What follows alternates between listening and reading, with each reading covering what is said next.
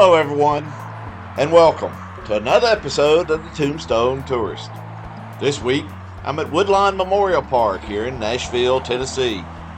Woodlawn is a very large cemetery consisting of about 200 acres, including a huge mausoleum. This cemetery is the final resting place of a large number of country music personalities. In the short time that I had here in Nashville, it was impossible to visit all of them. But over the next few weeks, I'm going to visit a few of them.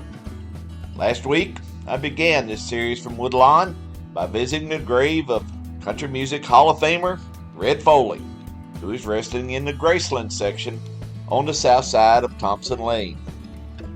This week, I've moved across the road to the Chapel Gardens section, and as I entered the cemetery off of Thompson Lane and make my way toward the mortuary and the large mausoleum, I come to the grave of another country music Hall of Famer, the man known as the Tennessee Plowboy, the great Eddy Arnold.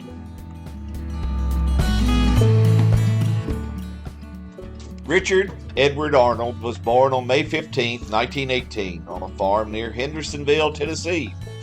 He came from a musical family. His father played the fiddle and his mother played the guitar. Eddy took up the guitar as well, and on most evenings after the farm chores was done, he could be found picking and singing around the house. When he was only 11 years old, his father died, forcing Eddy to leave school and help on the farm. This led him to take the name, the Tennessee Plowboy. As a teen, Eddy continued to work on the farm and began performing at local functions throughout the area. At 16, Eddy began performing on a radio station in Jackson, Tennessee. A couple of years later, he moved to Memphis and became one of the most popular performers on WMPS radio, which led him to a larger station, WHAS, in Louisville, Kentucky. After a stint in Louisville, Eddy moved to Nashville and WSM in 1943, and a short time later, he joined the Grand Ole Opry. In Nashville, Eddy signed with Colonel Tom Parker, who would later manage the career of Elvis Presley. He also signed a recording contract with RCA and was one of the label's most successful and talented artists. In 1948, Eddy produced 9 songs that found their way into the top 10 of the country charts. 5 of those reached number 1. In fact, for 40 of the 52 weeks that year, Eddy Arnold had a song listed as number 1 on the country charts.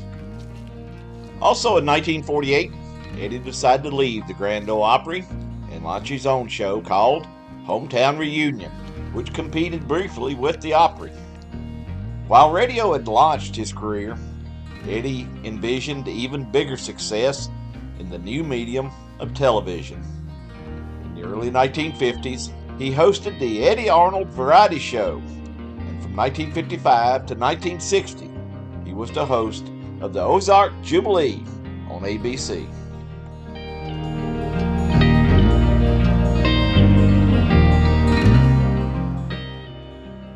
In 1960 and 61, Eddy moved from ABC to NBC, where he hosted Today on the Farm. And while he was still a popular TV personality, his record sales had begun to decline. So he and fellow country music artist Jim Reeves began to deviate from the straight country style of music and began recording more of an orchestra style. These recordings produced a new style of music that was dubbed the Nashville Sound. The Nashville Sound rejuvenated Eddy's career and produced his signature song, The Cattle Call, a song written by Tex Owens and was one of the top 100 Western songs of all time. The song was recorded by several artists, including Billy Walker, Boxcar Willie, Elvis, and Emmylou Harris. But Eddy Arnold's version remains the most popular version of the song.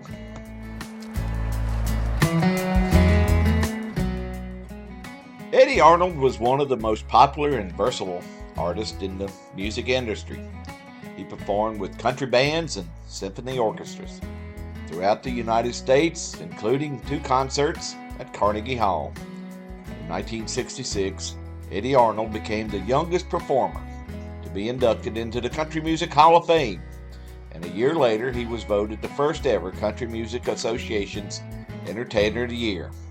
And in 1984, the Academy of Country Music presented him with its Pioneer Award. Eddy Arnold's career spanned more than 60 years, during which time he sold more than 85 million records. And he had a song listed as number 1 on the charts for a total of 145 weeks.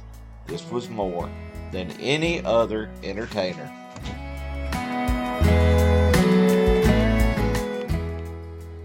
Eddy Arnold died from natural causes on May 8, 2008, in a care facility here in Nashville. He was 1 week shy of his 90th birthday. A couple of weeks later, on May 31, 2008, RCA released To Life as a single from Eddy's album After All These Years. It debuted as number 49 on the country's charts. It was Eddy's first chart single in more than 25 years. This allowed Eddy Arnold to have a recording on the charts in 7 different decades.